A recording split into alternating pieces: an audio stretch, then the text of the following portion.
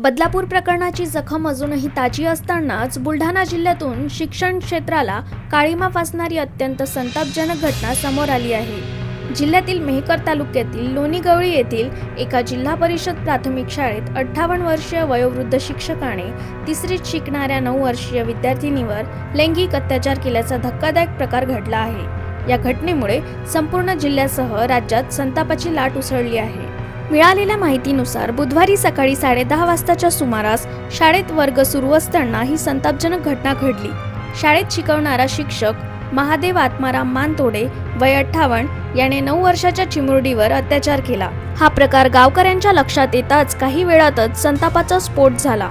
चिडलेल्या ग्रामस्थांनी आणि महिलांनी तातडीने शाळेवर धाव घेत नराधम शिक्षकाला पकडले आणि त्याला चांगलाच चोप दिला। घटनेची माहिती मिळताच डोनगाव पोलीस तातडीने घटनास्थळी दाखल झाले, मात्र संतप्त गावकरी आरोपीला पोलिसांच्या ताब्यात देण्यास तयार नव्हते। शिक्षकाच्या या घृणास्पद कृत्यामुळे गावकरी इतके संतापले होते की त्यांनी पोलिसांना तब्बल 3 तास रोखून धरले। शाळेच्या परिसरात मोठा तणाव निर्माण झाला होता। अखेर पोलिसांनी गावकऱ्यांची समजूत काढली आणि कडेकोट बंदोबस्तात आरोपी मानतोडेला डोनगाव पोलीस ठाण्यात नेले। विशेष म्हणजे आरोपी शिक्षक महादेव मानतोडे हा येत्या 31 मे रोजी शासकीय सेवेतून सेवानिवृत्त होणार होता।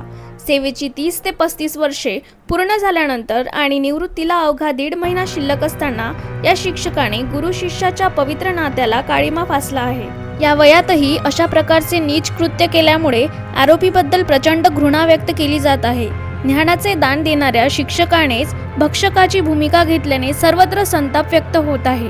सध्या या प्रकरणाचा तपास जानेफळ आणि डोनगाव पोलीस संयुक्तपणे करत आहेत। आरोपीवर पॉक्सो अंतर्गत कडक गुन्हा दाखल करण्याची प्रक्रिया सुरू आहे।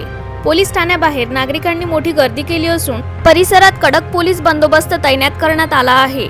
अशा विकृत मानसिकतेच्या गुन्हेगाराला जलदगती न्यायालयात खटला चालवून फाशीची शिक्षा द्यावी अशी मागणी जोर धरत आहे।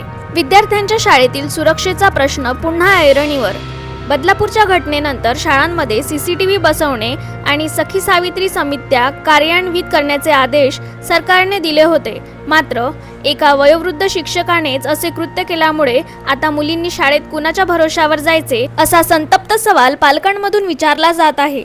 या प्रकरणात आरोपीला कठोर शिक्षा व्हावी अशी मागणी ग्रामस्थांनी केली आहे।